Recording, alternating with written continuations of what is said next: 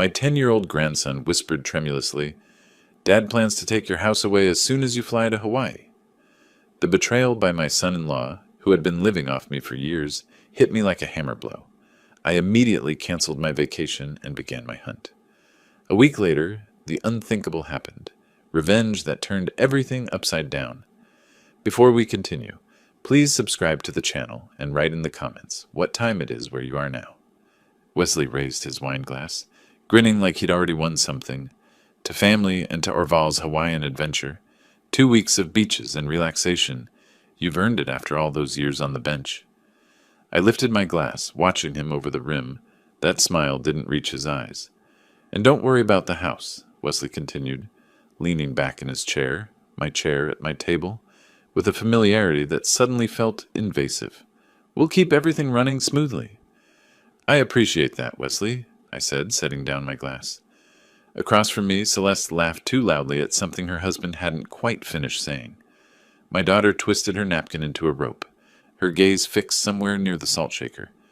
"Never on me." She touched her wedding ring, spinning it around her finger in quick, nervous circles. Tyler pushed pepperoni across his plate, his favorite pizza, untouched. "Dad, you did remember to set up the mail hold, right?" Celeste asked, her voice pitched higher than normal. "And the plant watering? We can handle all that for you." "I've traveled before, Celeste. I know the routine." Wesley checked his phone, 3rd time in 10 minutes.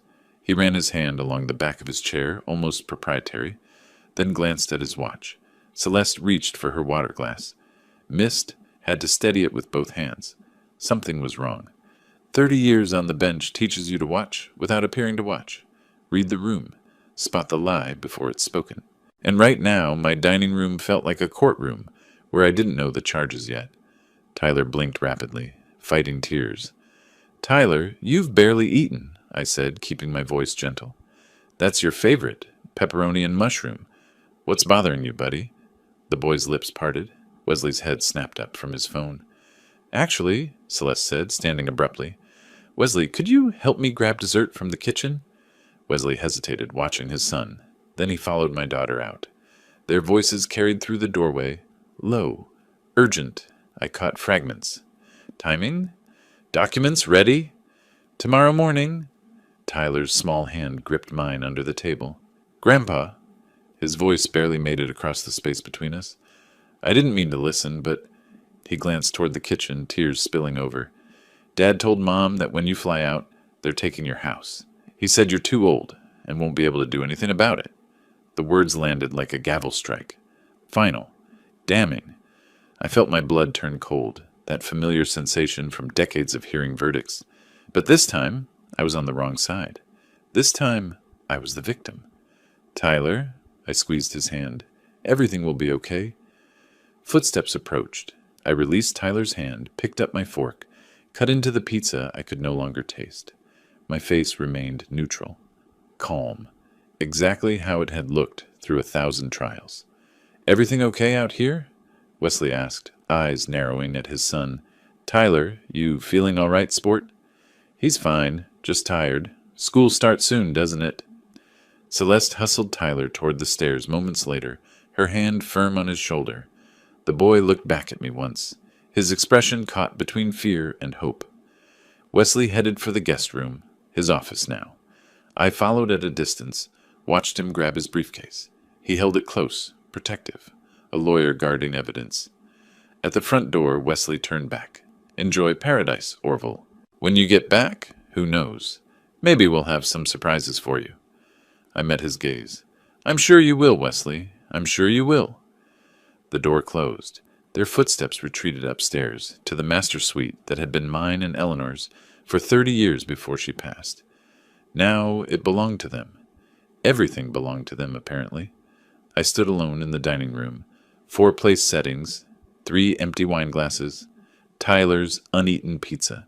My family had just plotted against me in my own home, under my own roof, while eating food I'd paid for at a table I'd owned longer than Wesley had been alive. I walked to the window, watched the upstairs lights flick on. Wesley's laugh filtered down through the walls. Loud, triumphant. He thought he'd won. Upstairs, I heard movement, water running, Celeste's voice muffled. Tyler's door closing. They were settling in for the night. Comfortable. Confident. Wesley had no idea what was coming. I didn't sleep that night. Couldn't.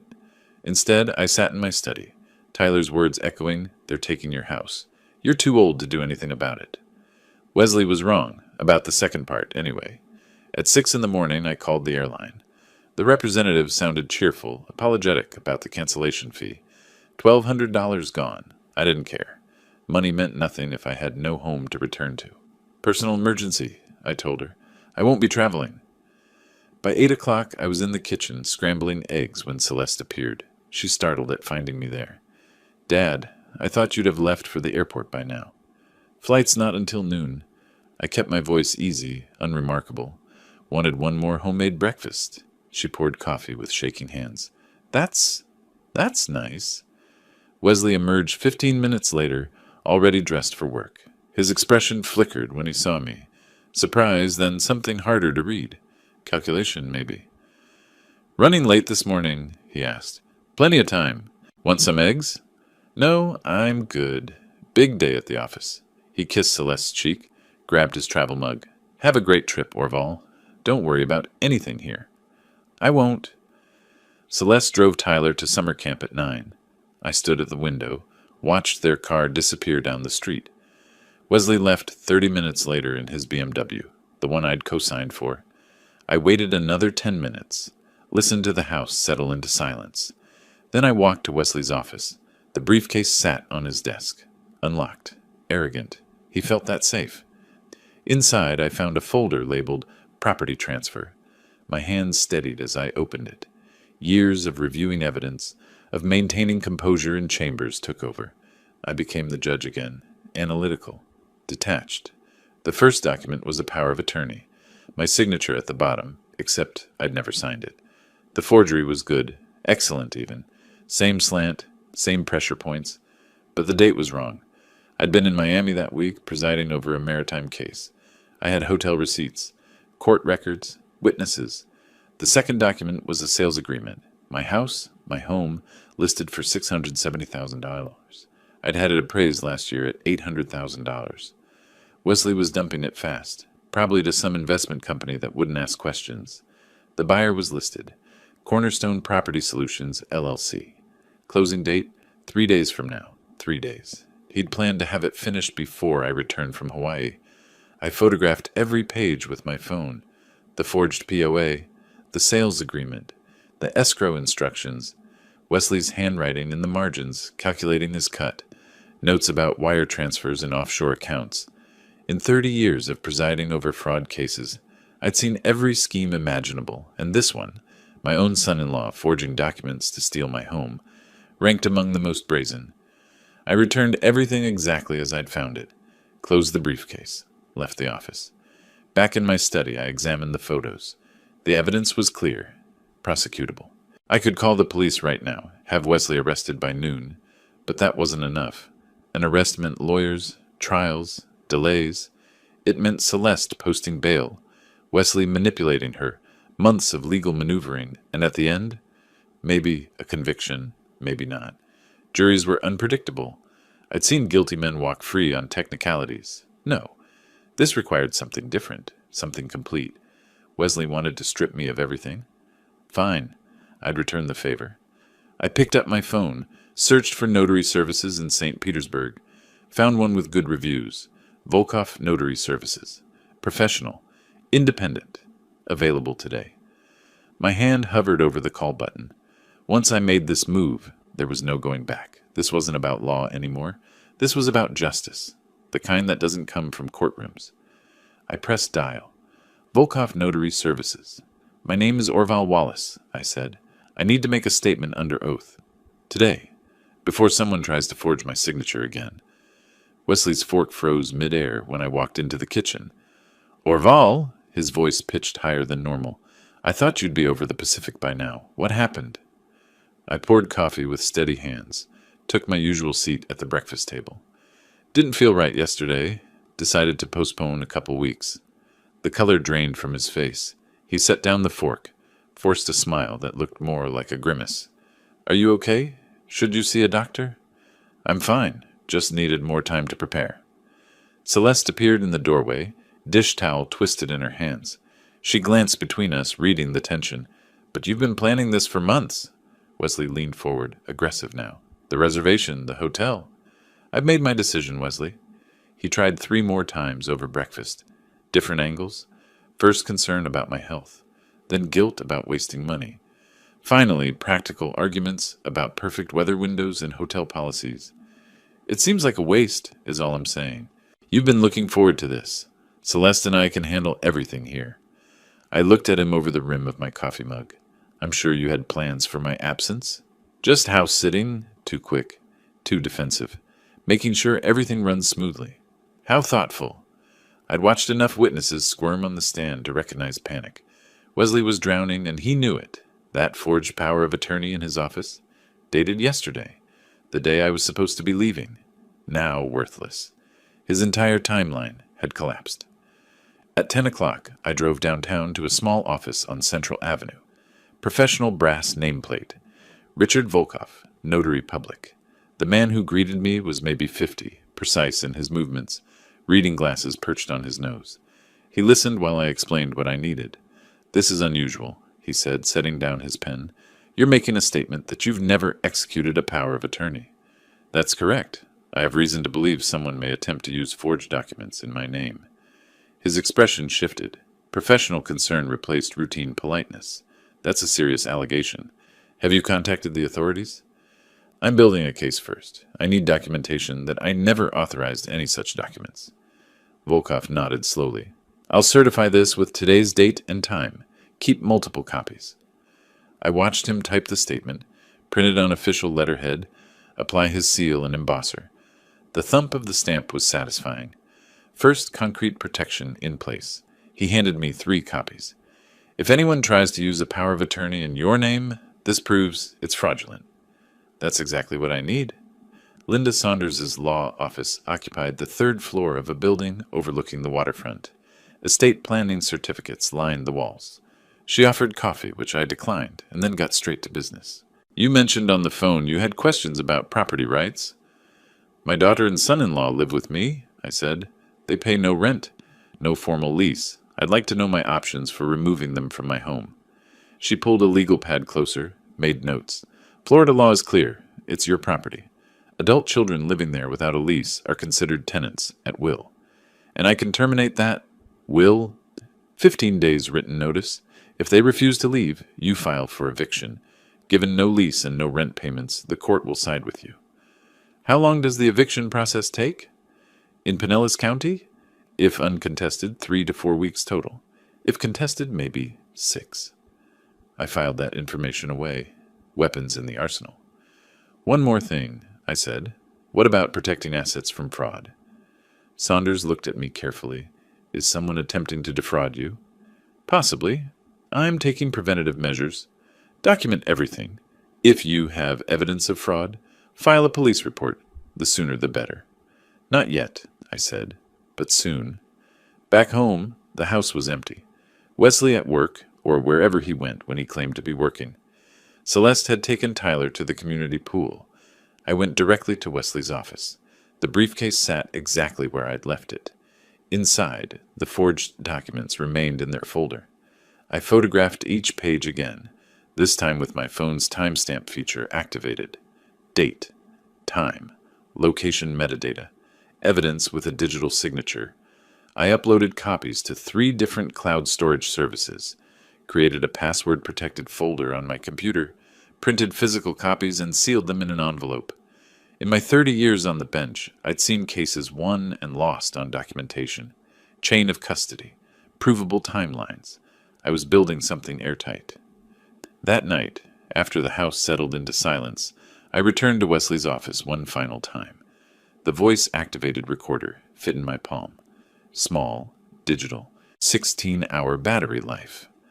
I'd bought it that afternoon at an electronics store, paying cash. In 30 years on the bench, I'd ruled on wiretap evidence. I knew the legal lines. This was my home, my office, technically my desk that Wesley had appropriated. What he said here wasn't protected by any reasonable expectation of privacy. Still, my hand hesitated before activating it. Then I thought of Tyler's face, his whispered warning, the fear in his eyes. I pressed record. The device went into voice activation mode. Silent unless sound triggered it. I slid it behind a row of law books on the shelf, ironic placement, where it would capture the desk area and any phone conversations. Tested it once with a whisper. The LED blinked green. Working. I left the office, closed the door behind me, returned to my bedroom. The trap was set. Tomorrow I'd know what Wesley was really planning. Tonight, I'd let him think he still had the advantage. I went to bed satisfied. Wesley changed tactics overnight. At breakfast, he mentioned the stairs, casually, as if the thought had just occurred to him. "Those are pretty steep for someone your age, Orville. Ever think about a single-story place?" I looked at him over my coffee. "I've been climbing them for 15 years. Sure, but—" He smiled like he was doing me a favor. "Things change. We're just thinking about your quality of life." The campaign had begun. By lunch, he'd left a brochure for assisted living communities on the kitchen counter. "Just informational," he said when I picked it up. "Some of these places are really nice, like resorts." At dinner, Celeste joined in. "Dad, we worry about you being alone in this big house. What if something happened?" "You're here," I pointed out. "I'm hardly alone." "But we won't always be." Wesley again, cutting his steak with deliberate precision. "Tyler's getting older. We've been thinking about getting our own place. Then what?" I set down my fork. "Are you planning to move out, Wesley?" "Eventually. Everyone does. Then you'll be here by yourself. And honestly," he gestured at the room, "this is a lot of house for one person. I'll manage." "Will you, though?" He leaned forward. "I saw you struggling with those boxes in the garage last week. Heavy lifting at your age isn't smart." "I wasn't struggling. You looked unsteady." My jaw tightened. 30 years of maintaining courtroom composure kept my voice level. "I appreciate your concern, Wesley, but I'm perfectly capable of managing my own affairs. For now, maybe." Celeste's voice was soft, apologetic. "But Dad, we're just trying to plan ahead. Be realistic." Realistic. The word hung in the air between us. Tyler pushed peas around his plate, eyes fixed downward. The boy hadn't looked at me directly all evening. "This conversation is over," I said. Wesley exchanged a glance with Celeste. Some unspoken communication passed between them. "We're just trying to help," he said finally. "That's all?" After dinner, I heard them in the living room. Whispered conversation punctuated by the clicking of a laptop keyboard. I walked past, casual, caught a glimpse of the screen. Real estate listings, condominiums, 55 and older communities. They were shopping for my future home. At midnight, when the house had been dark and quiet for over an hour, I retrieved the recorder from Wesley's office. Back in my study, door locked, I plugged it into my computer. The file was 30 minutes long.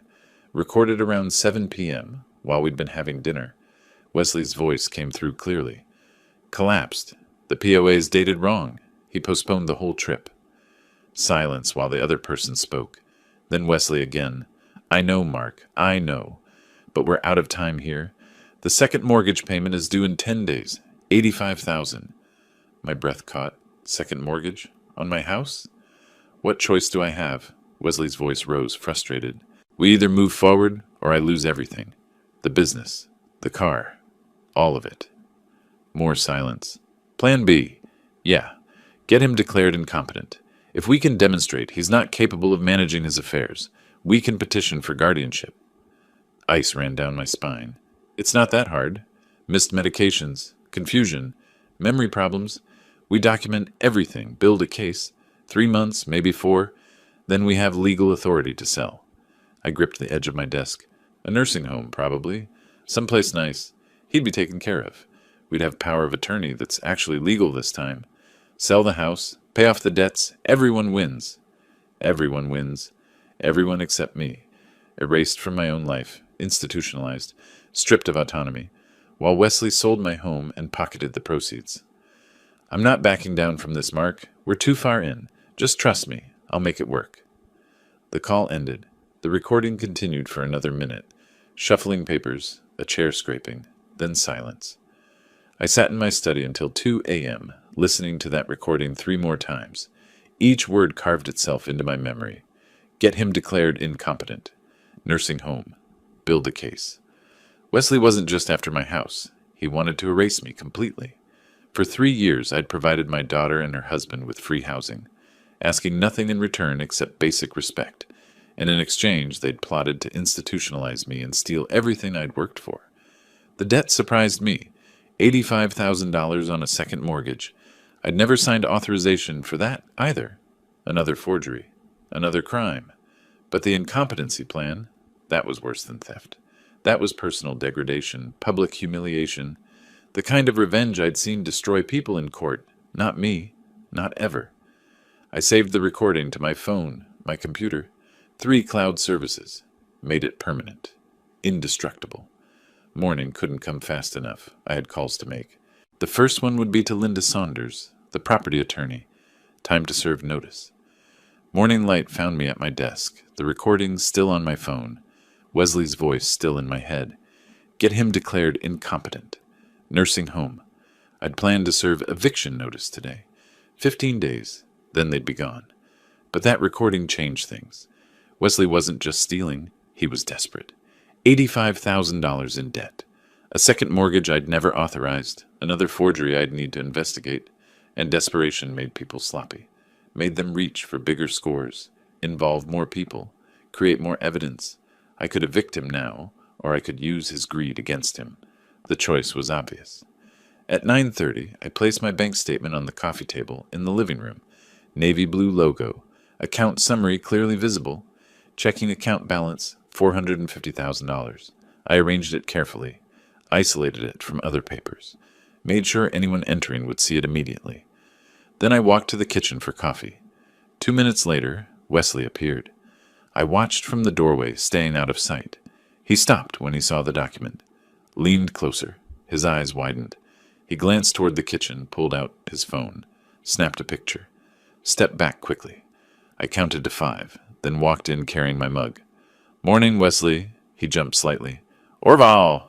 Morning. Beautiful day. I gathered the papers from the table as if just remembering them. Didn't mean to leave these out. No problem. His voice was different, lighter, friendly. You seem relaxed. Good night's sleep? Well enough? You? Great, great. He was almost vibrating with energy. Hey, listen, about yesterday. I may have come on too strong. Family stuff, you know? We're good, right? I measured him over my coffee cup. Yesterday he'd been hostile, patronizing, building a case for my incompetence. Today he was my best friend. Are we, Wesley? Of course. I just worry sometimes. But you're clearly handling everything fine. The shark had smelled blood in the water. That afternoon I initiated the conversation. I've been thinking about my finances, I said, finding him in the living room. All that money just sitting in the bank. Inflation eating at it. Real estate might be smarter. Rental income, appreciation. Wesley nearly dropped his iPad. Absolutely. That's actually brilliant timing. The market right now, I'm in real estate, you know. There are some incredible opportunities. I don't know much about investment properties. That's what I'm here for. He leaned forward, eager. I handle this professionally. I could show you some options, walk you through everything. Returns are excellent right now. I let uncertainty show on my face. It's a lot of money to risk. Investment isn't risk if you know what you're doing. And I do. He pulled up listings on his tablet. Look, here's a 3-bedroom in Gulfport. Solid rental market. Or this duplex in Largo, 2 tenants, double income. These look expensive. That's what it takes to make real money. But with $450,000 to invest, you could... He caught himself. I mean, depending on your budget. I said nothing. Let him wonder if I'd noticed. Just let me show you a few properties, he continued. No commitment. Then you can decide. I should probably run this by my financial advisor first. Get a professional opinion. His face tightened. Brief flash of panic before the smile returned. Sure, of course, but these opportunities don't last long. Good properties move fast. And honestly, Orval, financial advisors charge hefty fees just to tell you what any decent real estate agent already knows. Maybe. I'll think about it. Just a look, that's all I'm asking. I pretended to consider. All right, show me what you have in mind. The relief on his face was almost comical. At 3 o'clock, I drove to the Pinellas County Prosecutor's office downtown. 7th floor, Assistant District Attorney Maria Chen. I slid the documents across her desk. Forged power of attorney. Sales agreement. Timeline of events typed in precise legal format. Old habits. Chen examined each page carefully. Mr. Wallace, this is clear forgery. Identity theft. Attempted fraud. Multiple felonies. We can arrest him today. I don't want arrests yet. She looked up, surprised. Why not? He's not working alone. There's a financial partner, possibly others. If you move now, they scatter. I'll have one conviction, maybe. The rest walk free. What are you proposing? Give me 2 weeks. I'll deliver everyone involved with evidence of the full conspiracy. Then you can prosecute completely. Chen tapped her pen against the desk. That's asking a lot. If he attempts any fraud before then, you'll be the first call I make, but he won't. I'm controlling the situation. She studied me for a long moment. You were a judge. 30 years. Circuit court. It shows. She opened a case file. 2 weeks, Your Honor, but I want regular updates. You'll have them. She assigned a case number, logged the evidence. The legal machinery was ready, just waiting for my signal. That evening, I heard Wesley on the phone in his office. Excited whispers, pacing footsteps that made the floorboards creak. I didn't need the recorder to know what he was saying. His body language told the story. Urgent gestures, rapid speech, the manic energy of someone who thought they'd found salvation. $450,000 in liquid assets. A target who wanted investment advice. A score big enough to solve all his problems. He'd taken the bait completely. Through the wall, Wesley's voice carried, excited, urgent. I couldn't make out the words, but I didn't need to. I knew that tone. I'd heard it from hundreds of defendants who thought they'd found an angle, a way out, a score. I gave it 3 days. Let him think about that money. Let him plan. Let him make calls to whoever he was working with. Then I'd spring the rest of the trap. 3 days. I let Wesley sweat through 3 days of waiting, watching him grow more eager, more friendly, more desperate to close his deal. Every morning he'd casually mention real estate markets. Every afternoon he'd show me properties on his tablet. Every evening he'd pace in his office, making calls. On the 3rd day I gave him what he wanted. Wesley, I said that morning, finding him in the kitchen, let's look at those properties. His face lit up. Really? That's fantastic. I've identified 3 excellent options. When were you thinking? Today works. Perfect. Let me grab my keys. The first property was a foreclosure in Seminole. Small ranch house, peeling paint, overgrown yard. Wesley talked fast, pointing out potential. Needs cosmetic work, but structurally sound. Listed at $240. With $20,000 in renovations, you could rent it for $1,800 monthly. Great return. I walked the perimeter, noting the foreclosure notice still taped to the door. When does the legal hold clear? Wesley hesitated. Legal hold? Foreclosures can't sell until the bank processes all paperwork. Court filings, title clearance. Usually takes months. Right, yes. But my contact at the bank can expedite. Your contact can't override county procedures. I photographed the foreclosure notice with my phone. Next property. The second house sat in Clearwater. Larger, better maintained, but something felt off immediately. Estate sale, Wesley explained. Owner passed away. Family wants quick sale. Listed at $290. I pulled up property records on my phone while he talked. Probate process hasn't completed. No certificate of estate administration filed. That's just paperwork. Paperwork that prevents legal title transfer? I took more photos. You can't sell what you don't legally own yet. The estate has to clear probate first. Wesley's jaw tightened. You're being very technical about this.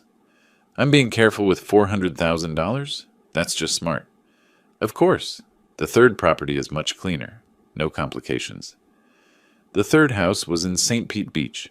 2-story, updated kitchen, decent curb appeal, listed at $380,000. This is the one, Wesley said as we pulled up.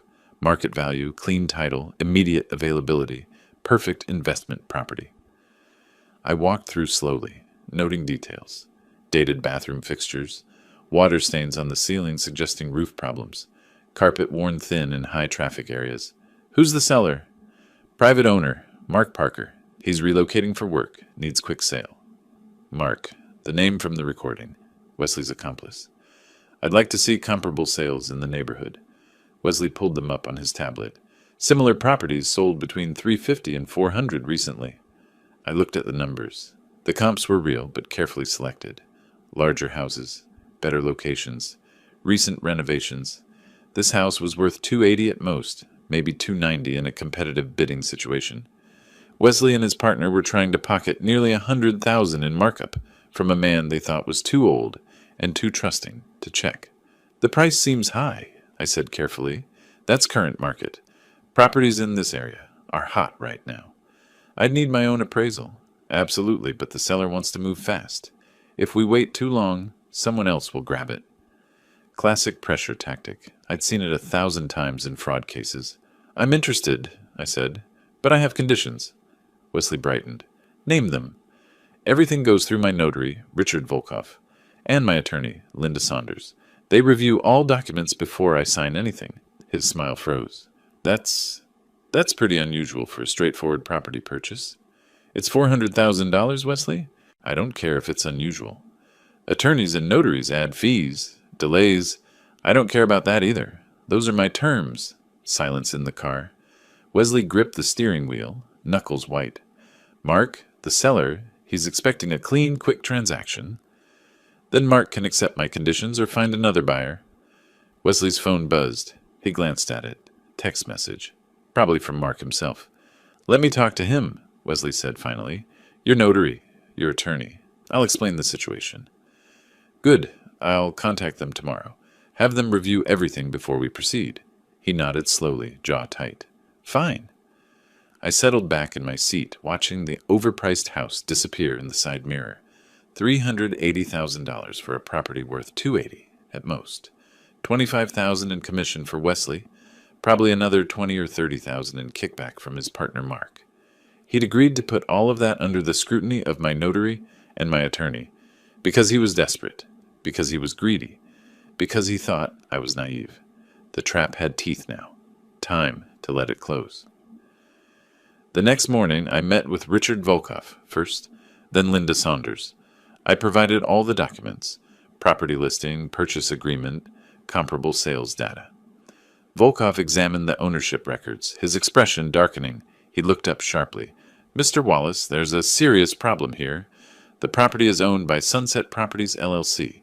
Your son-in-law, Wesley Parker, is listed as a 15% member through a subsidiary entity. So he was selling me a property he partially owns? Without disclosure, that's fraud. Criminal fraud. Linda Saunders was equally blunt. She spread the documents across her desk, shaking her head. This isn't just unethical, it's illegal. The markup alone suggests conspiracy. Add in his ownership stake and his failure to disclose the conflict of interest, and you have multiple felonies. Can you document all of this in writing? I'll have a formal opinion ready today. And Orval, I have to report this to the State Real Estate Commission. He'll lose his license. Good. Back home, I assembled everything in my study. The forged power of attorney, property ownership documents, comparable sales showing the $100,000 fraud, the recording of Wesley plotting my institutionalization, professional legal opinions, bank statements, timeline of events. I arranged them in specific order on my desk. Prosecution methodology, building to a verdict. Tyler was at a friend's house. I'd arranged that. The boy shouldn't witness what was coming. At 6 o'clock, I called a family meeting. Wesley and Celeste entered the dining room to find me seated at the head of the table. 2 chairs positioned on either side. Nothing on the table except my folders. Sit down, I said, cold, formal. Both of you. Wesley's eyes narrowed. What's this about? Your crimes, all of them. Celeste's hand went to her throat. Dad? What? Be quiet. You'll speak when I'm finished. I opened the first folder, slid the forged power of attorney across the table. Recognize this? Your forged power of attorney. My signature, you claimed, except I never signed it. I can explain. I slid the property ownership documents. You're part owner of the property you tried to sell me for $100,000 over market value. Wesley's voice rose. That's just business. I pressed play on my phone. Wesley's voice filled the room. Get him declared incompetent. Nursing home. I don't have a choice. $85,000 in debt. The color drained from his face. Celeste started crying. I slid the professional legal opinions across. 2 attorneys confirm multiple felonies: forgery, fraud, conspiracy, breach of fiduciary duty. Silence. Just Celeste's quiet sobs. You have 2 paths, I said. First, I take this to police. Forgery carries 5 years in Florida.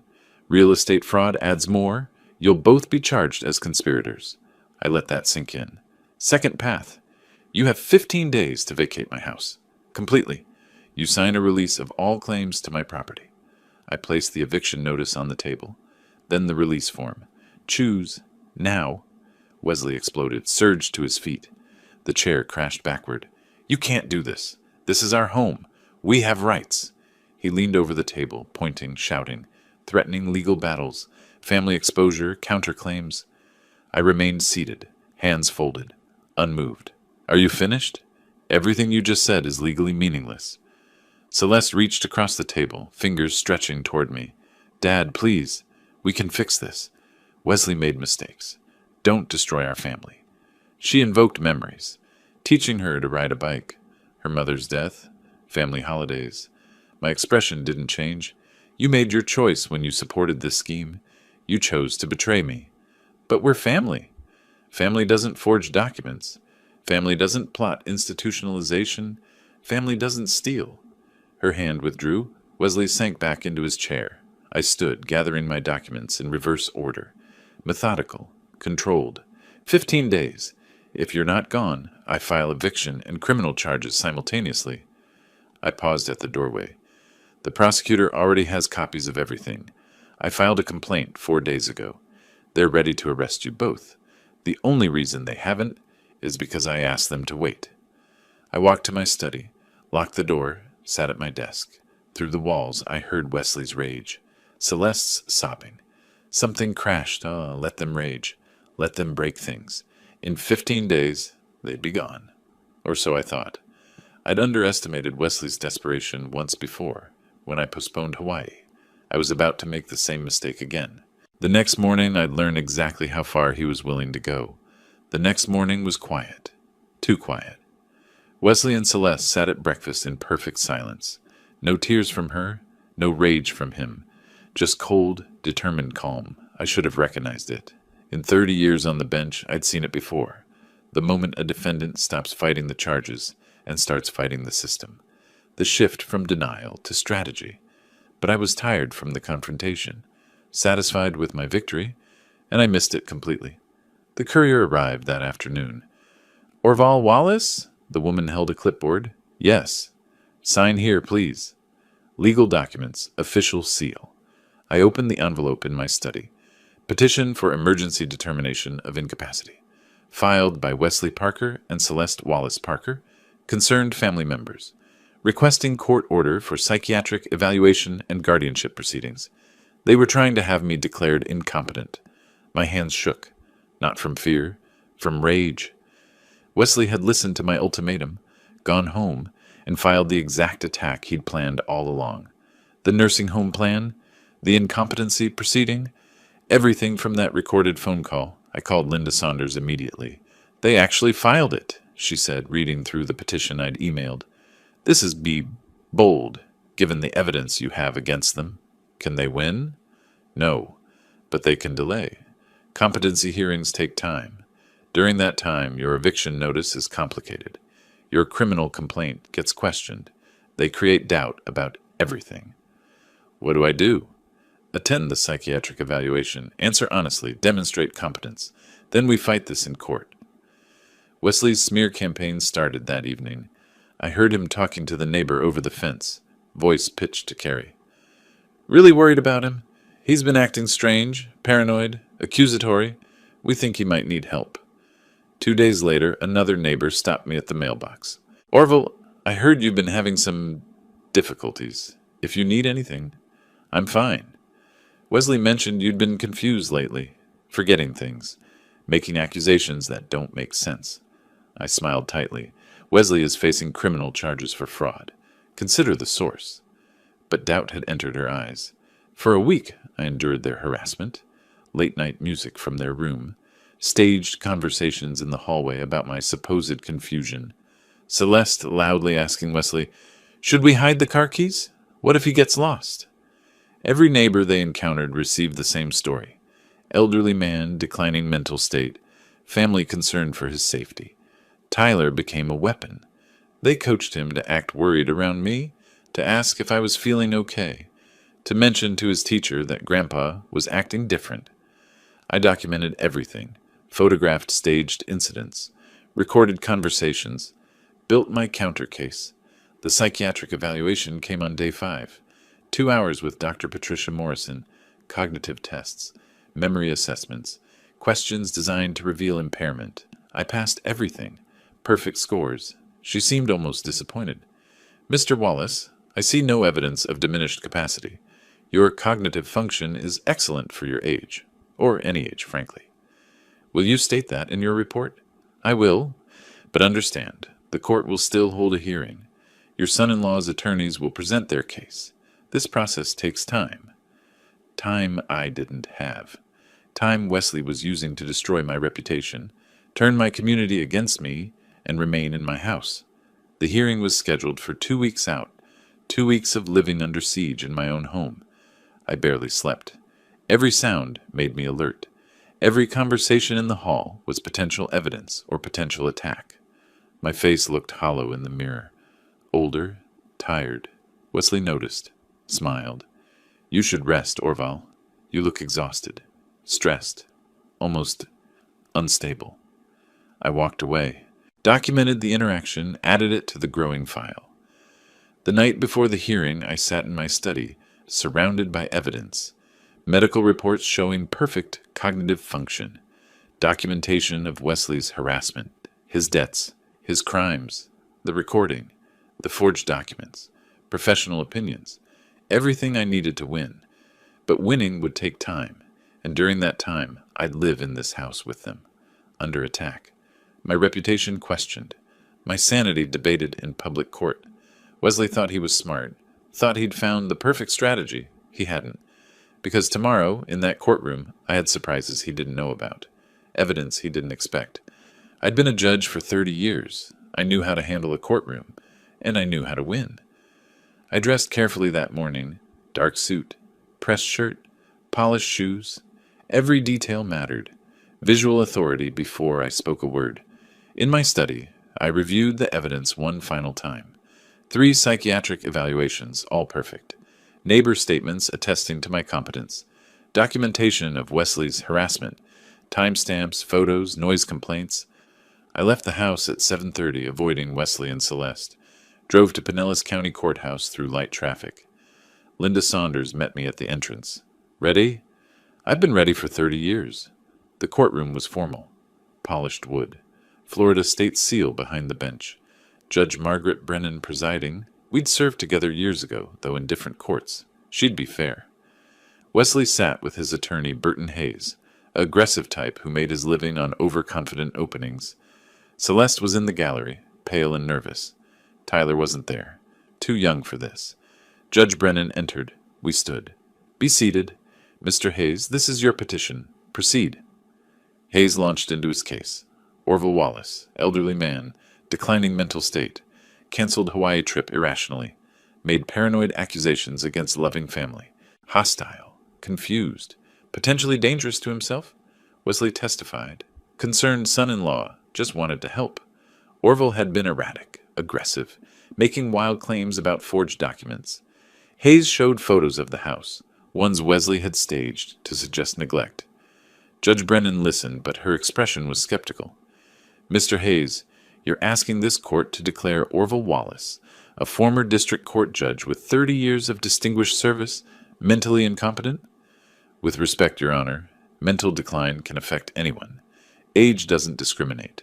The family has serious concerns." "Concerns based on what, specifically?" "Paranoid accusations, irrational decisions, hostility toward family members attempting to help him." Judge Brennan leaned back. "Or a competent man responding appropriately to actual threats. Let's see the evidence." I stood. Linda handed the judge 3 evaluations. "Your Honor, we have reports from 3 independent psychiatrists, Dr. Helen Morrison, Dr. James Chen, Dr. Patricia Vasquez. all examined Judge Wallace within the past week. Brennan read carefully. Her eyebrows rose. Excellent cognitive function, no signs of dementia, reasoning skills intact, emotionally appropriate responses. Mr. Hayes, these are damning to your case.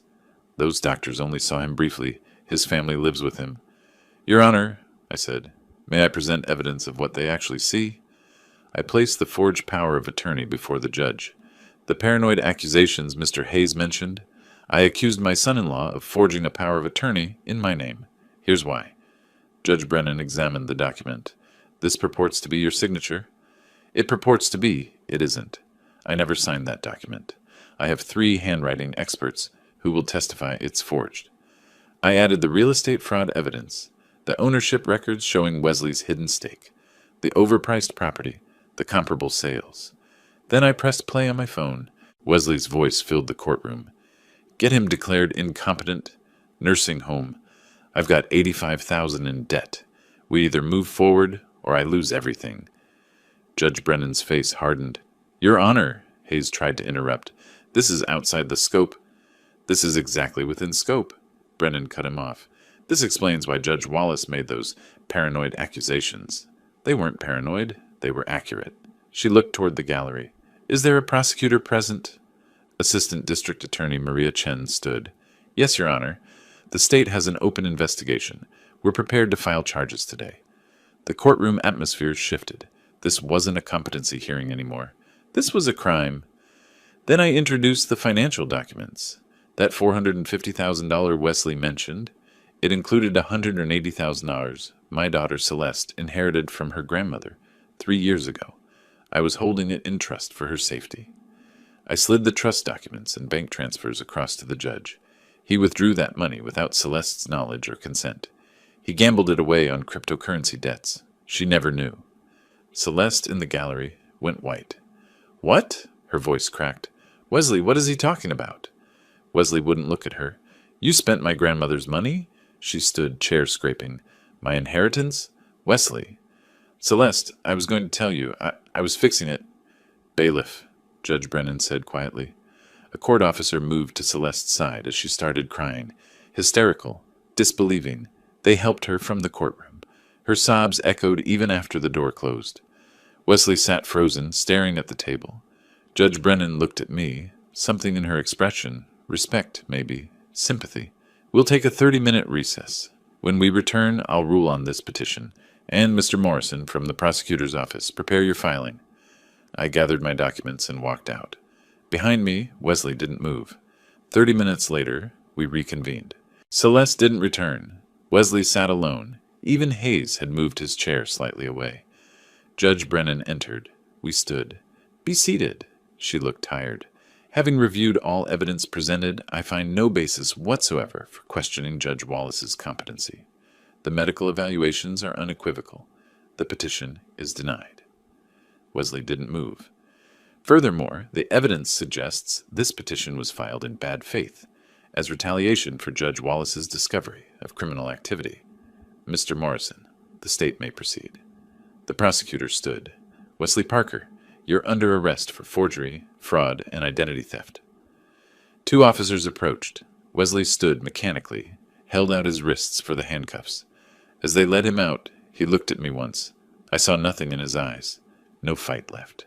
Outside the courthouse, Celeste waited by my car. Her face was swollen from crying. Dad! Celeste, did you know about the inheritance? I discovered it during my investigation. I'm sorry you had to learn that way. She nodded, tears starting again. I didn't know about the forgery, I swear. He told me it was a business investment, that we needed to act fast. But you knew he wanted me gone. She looked away. I don't know what I thought. That we'd help you move somewhere safer. I didn't realize. She stopped. That's not true. I knew. I just didn't want to believe it.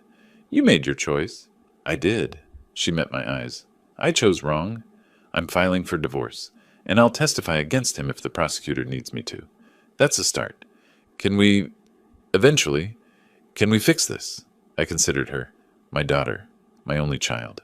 Eventually, maybe. But not now. You need to rebuild your life. Prove you've changed. She nodded. Tyler? He stays with me. When you're stable, we'll arrange visits. She didn't argue. She knew she had no ground to stand on. 3 weeks later, Tyler moved into my house properly. We converted the guest room, Wesley's former office, into his bedroom, painted it blue, bought new furniture. No traces remained of what had been. Celeste visited once a week, supervised at first. Tyler was quiet with her, careful. Healing would take time. Wesley's trial was scheduled for October. The prosecutor had enough evidence for a dozen felonies. His attorney was negotiating a plea deal. 5 years, probably. Maybe 7. The house was mine again. Legally, permanently. The forged documents were officially declared fraudulent. The title was clean. In late August, I rebooked the Hawaii trip. But this time, I bought 2 tickets. "You sure you want to take me, Grandpa?" Tyler asked, watching me pack. "I'm sure. You deserve a vacation after everything you've been through." "Mom says she's sorry." "I know she is." "Are you going to forgive her?" I paused, folding a shirt. "Someday, probably. But forgiveness doesn't mean forgetting, and it doesn't mean things go back to how they were." He thought about that. "Is that okay?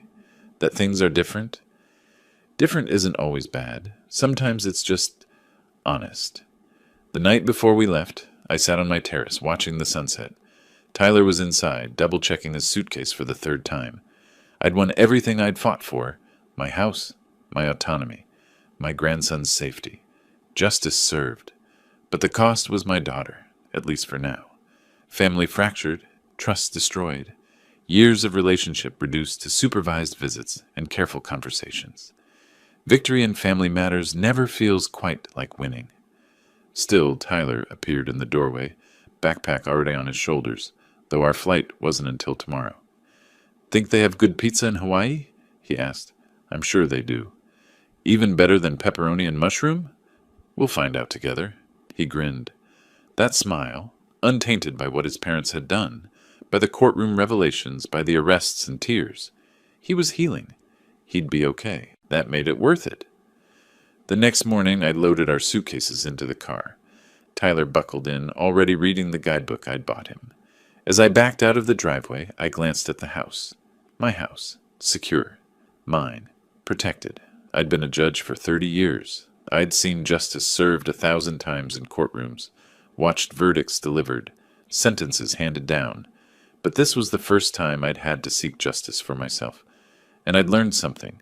The right verdict doesn't always heal the wound, but it stops the bleeding. It creates space for recovery. I'd also learned that kindness requires boundaries. Trust demands verification. Family doesn't excuse betrayal. And sometimes the people you save aren't the ones you expected to lose. Tyler looked up from his book. "Ready?" "Ready." I drove toward the airport, toward Hawaii, toward whatever came next. Behind me, the house grew smaller in the rearview mirror. Ahead was healing, justice, a new beginning, and a 10-year-old boy who'd trusted me with the truth when I needed it most. That more than anything was victory. If you like this story, please like this video, subscribe to the channel, and share your impressions of this story in the comments. To listen to the next story, click on the box on the left. Thank you for watching.